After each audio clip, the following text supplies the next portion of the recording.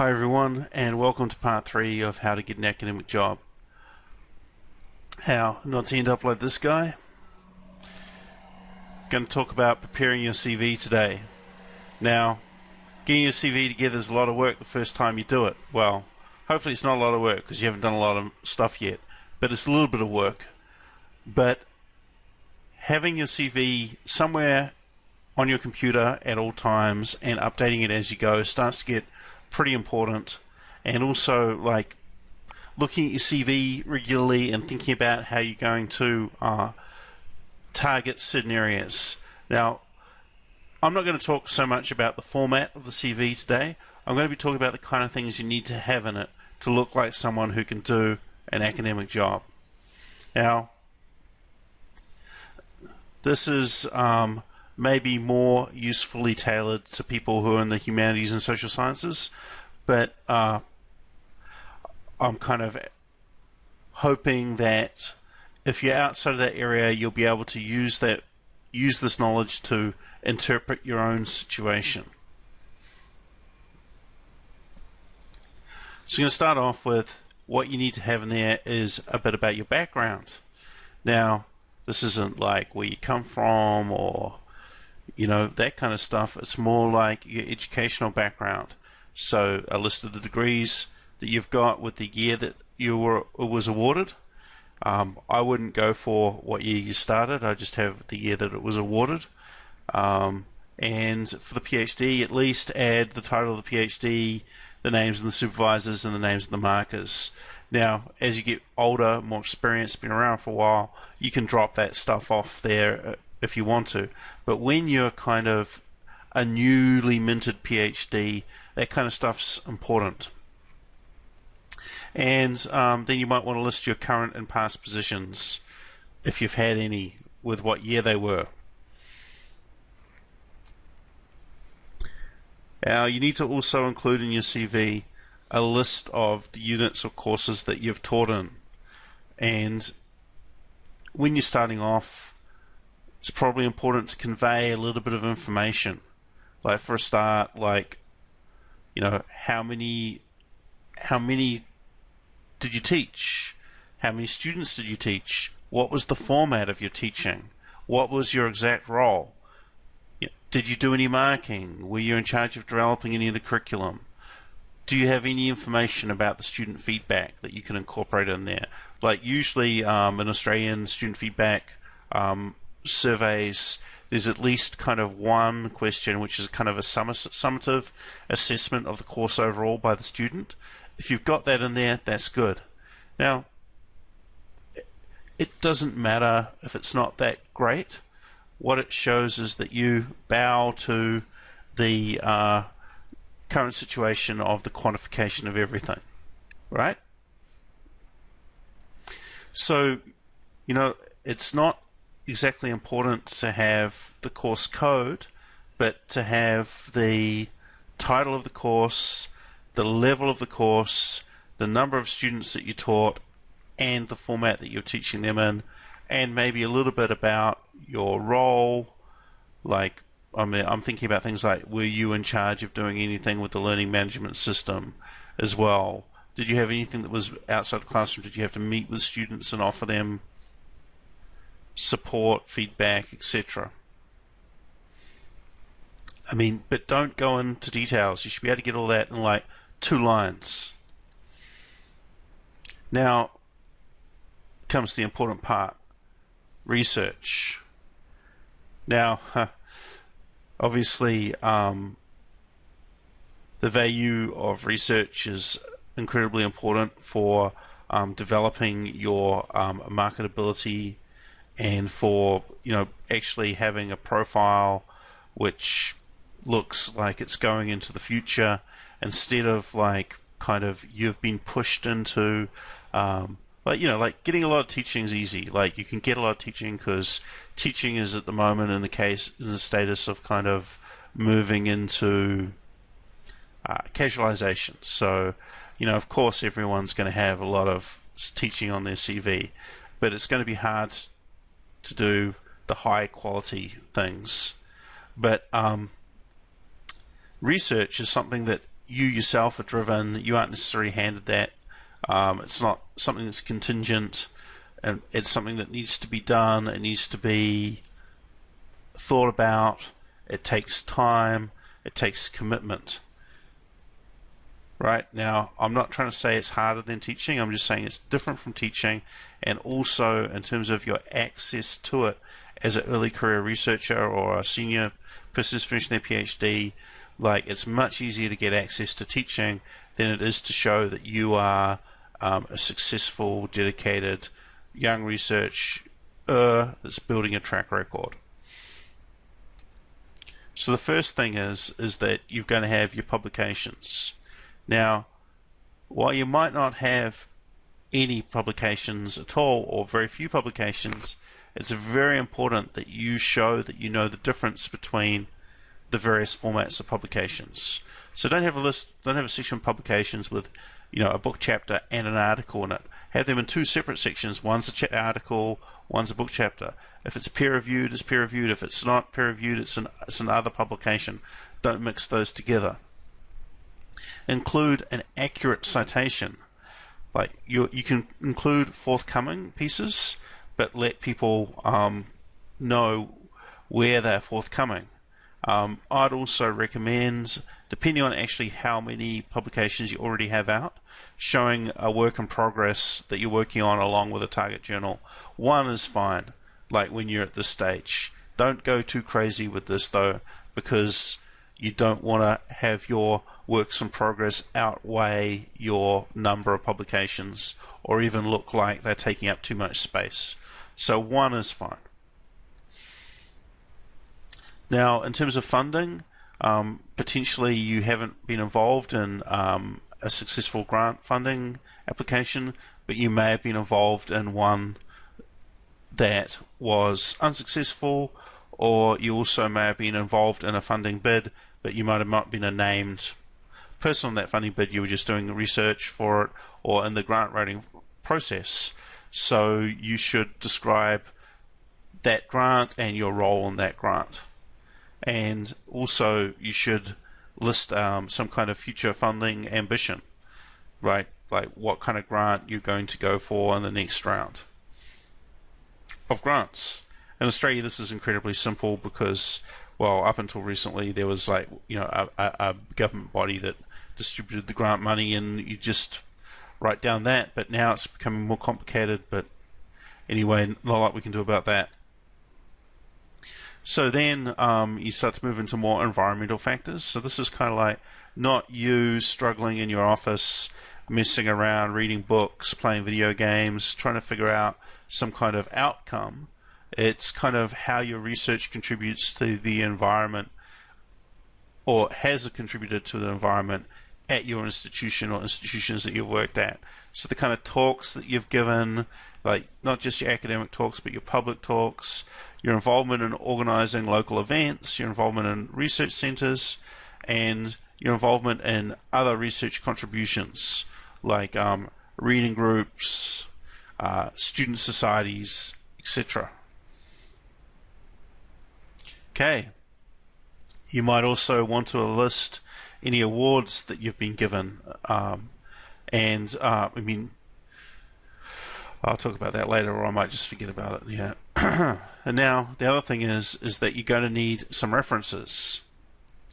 You're going to need some people who know your work well, have high external visibility, and can speak well on your behalf from various perspectives, and can comment on your unique experiences, strengths, and address any weaknesses or issues that may be of concern.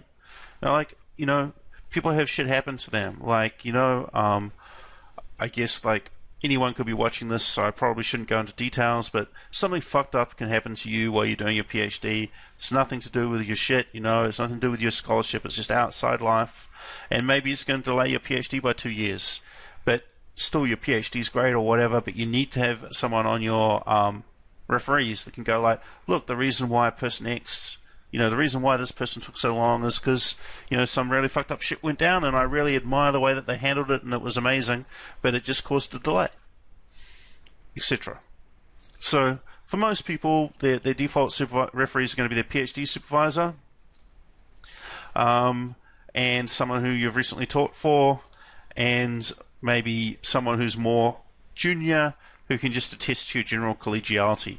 Now remember that also this is a thing that people are concerned about, when they're hiring a new person, is like, are you like just a chill person that isn't like a weird kind of malignant presence at the photocopier who glares at you when you like walk past in the corridor, etc. Are you just like a normal person? I mean, like without wanting to get into issues about what's normal and so on. Like, I mean, like people have to have a little bit of flexibility and give and take, and kind of put a little bit of affective effort into the workplace, right? So you need to have their names, titles, university affiliation, address, telephone, email, and often also fax. People love faxes, man. Old dudes that like give people jobs, they're still in the fax age. So make sure you get that fax number, because they'll be like, yo, where's the fax number? Seriously. Okay, you need to have permission from your referees before you before you submit their names on a job application as referees. And when you do submit your job application with someone listed as a referee, you should advise the referees they might be getting a request for a reference, and you should also send them a copy of that job materials that you just applied for. Okay, so here we get into the really fun bit that people like and also freak out about maybe, and these are like the kind of what I mapped out is the kind of things which they expect you to be able to talk about, not necessarily having done, but things that you can do when you're going for an entry-level job in Australia. So these are grant writing, publications, service, supervision, and teaching, right? And I'm going to like bust out and like talk about each one of those things separately now. So, okay. One of the things is about grants is that when they're saying we want you to show that you can write a grant, it's that they usually want you to demonstrate that you have the capacity to write a grant, because it's actually pretty tricky to get a grant without having a job already. But you will almost always be asked to address a question about your grant writing and your ability to get a grant in a job application in the selection criteria. So one of the things that's really important to do and give a vibe in your job application is to show that you know about what the most important grants are that you should be going for, and also like what's appropriate for your station. So you're ECR, so you should be going for one of these discovery early career-y things called a DECRA, right? But also that that's going to take like a few years to build up a track record for, so you're going to go for it in a couple of years, and like people will respect that. You understand the kind of the grant you should be going for, and also like the kind of things that you need to do to actually look good for that grant. I mean, another way would be like that you're going to be on a team for like a linkage or discovery, so that you understand that when you're going for those kind of grants, it should be a group effort where you're the junior scholar who does all the work. And right, you've got to be able to tell a story about yourself that shows that you're building a track record that's going to get you into this grant space by publishing in targeted areas, if possible, attending these DECRA or discovery workshops, which are held at every institution at certain times of the year, about how to apply, what to apply for, blah, blah, blah, and also like networking in a logical way that will help you to build or join teams of researchers. Okay, so the next thing is publishing. So the story that you need to be able to show with publishing, well, I'll get to that in a sec, but basically, I mean, it's so unfair, but academia is like super into this thing called peer review. If you don't publish peer-reviewed research, well, you're kind of in trouble. But like, there's a lot of kind of, what is peer review kind of thing. So there's journal peer review. People also argue that if you're published a book chapter or a book on an academic press or a scholarly press, that it's peer reviewed too, but the peer review is done by editors or readers as opposed to anonymous reviewers. So like, people might start to put gradients on what they consider to be peer review or whatever, but basically there's a bunch of scholarly outlets, and probably the most prized in many cases, but not all, is the peer-reviewed article. Alright, so key point. Publishing your research is the only way to show that you exist to people outside of your institution. So it's like a kind of really shitty slow form of social media where, you make a post by publishing something and that's accessible to everyone in your discipline. Kind of think, oh, that person exists now. They've made a post. So it's the only way that you have of really establishing a reputation that's independent from your institution. But at the same time, publishing is incredibly valued by your institution. Not only do universities like to have experts on their staff, but all of those numbers, like the rankings and stuff like that, are incredibly widely. Citation and publication have a huge factor on those numbers. And if you're part of those numbers that are aggregated to produce those numbers, then yeah, you're valuable for that reason. And also, obviously, publishing and getting this kind of exposure is key to, over your career, gaining grant funding eventually, and attracting PhD students because they've heard of your research and want to work with you. Okay, so, okay, this is like more like an aside. I don't know. These slides kind of are in a bit of a creative order, and this one's just here, and I'm like, okay, seems logical. Like, this is kind of an extension of publication. Like, once you've got publications, you can network. It's pretty hard to network without publications. So you can tell people that you think will be interested about your publication, especially the people you've cited. You can like send it to them. You can like post it on social media. Other ways of networking can be to be proactive, organize things, symposium, edited collection, journal special issue. And again, like, part of networking is being professional, so fulfill all your obligations promptly. I'm hanging my head in shame inside right now about that, that's for sure. Make sure that you talk to people about common interests. Your research common interests, your teaching common interests. You work in the same industry, you've already got a lot in common. You're all traveling salesmen in that respect. So you've all got something in common. And don't just try to network up, network down and sideways. There's a lot of different people around. The maximum way you can use your time isn't always by trying to get to meet like the famous kind of celebrity speaker, whatever, at the conference or whatever, that kind of stuff.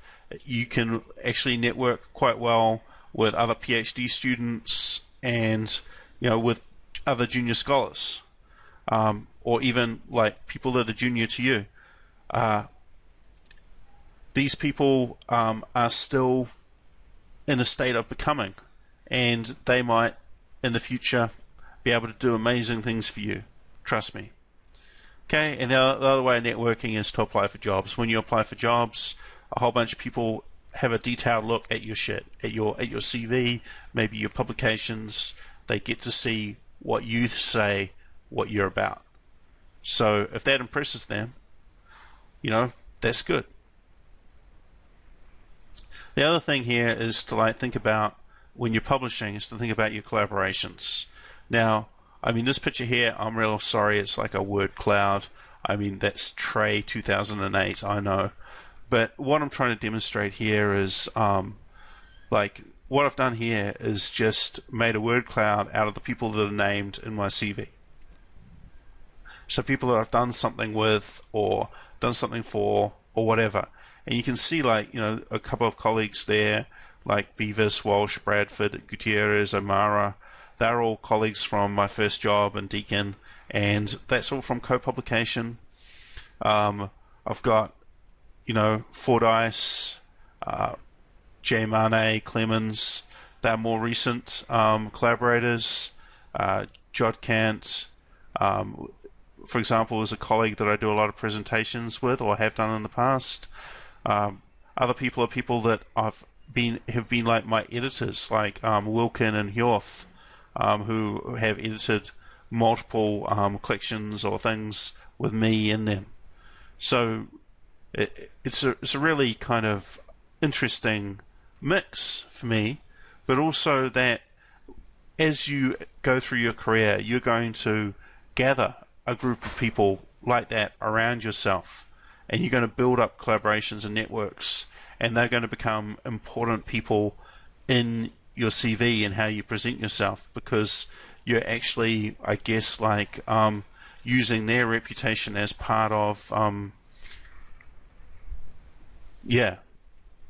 as part of your own success.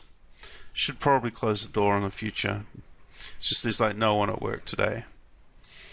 Okay, so how do you develop your teaching? Right, so it's that whole kind of like, it's not the size of the wand, it's the motion in the ocean kind of story.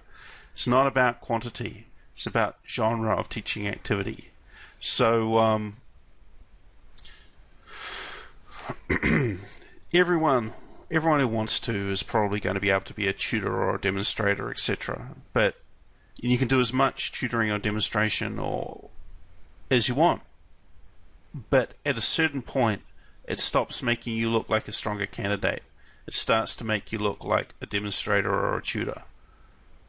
Like, so what you want to have is to be moving into areas of more and more responsibility, like course coordinating, like course development.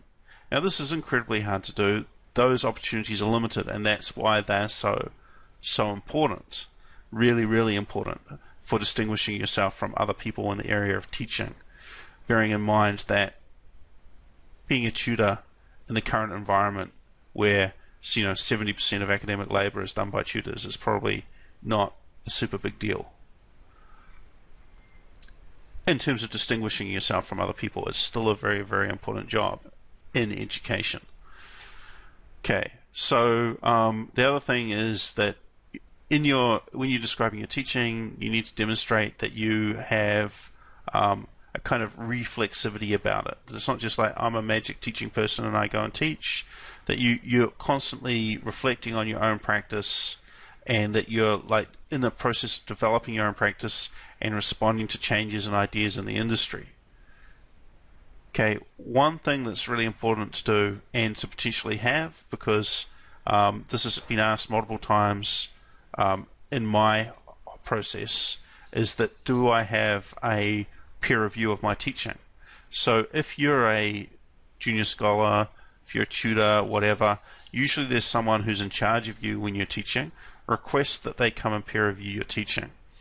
Also, because often people are interested in multiple sources, multiple points of data gathering around student feedback, not just the official data that is gotten from the surveys, that you should maybe do things like gather informal student feedback dealing with particular questions. This helps you to show that you're interested in teaching and that you're thinking about it, but it also gives you something to talk about when you're writing your selection criteria. Right. Remember that universities are kind of shaped and set around, like in Australia, just basically medicine, medical funding, maybe sciences, etc. Right? Like, so a lot of the kind of models that you're positioning yourself against aren't really that developed for the humanities, so, and social sciences. So like if things seem arcane, remember that we're not the main game in the university, and we need to show and talk about how we fit in that game.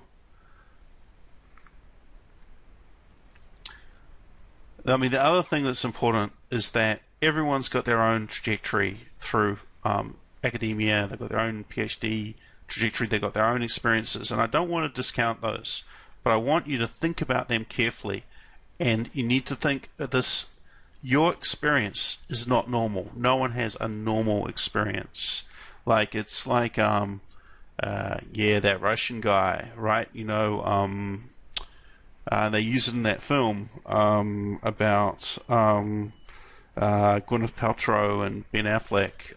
The Royal Tenenbaums, right? And they say every happy family is the same, but every miserable family is miserable in its own way, right?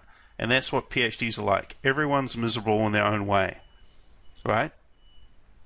So the experience that you had is not the normal experiences. How your school, how your faculty, how your university approach things is not normal. Things very highly at a local level, and are often even to the point of contradiction. So you need to try to understand and get a feel for other forms of standards and norms at other universities and departments in your discipline. And also, you need to be really focused on your discipline about what the norm is for publishing in terms of volume of publications, in terms of where you publish, and in terms of what you publish. Maybe for some things, it's much more normal to publish book chapters than it is to publish peer-reviewed articles. You need to get on top of that. You need to know that, because the people that are looking at you are going to look at you through either a disciplinary lens, or they're going to look at you through this kind of lens, where they're going to be if you're in social sciences or humanities, they're like, why is this weird person doing this weird thing? And, what's its kind of impact? How's it going to make us cash money from grants, etc., etc.? Okay. Well, that's me for the day.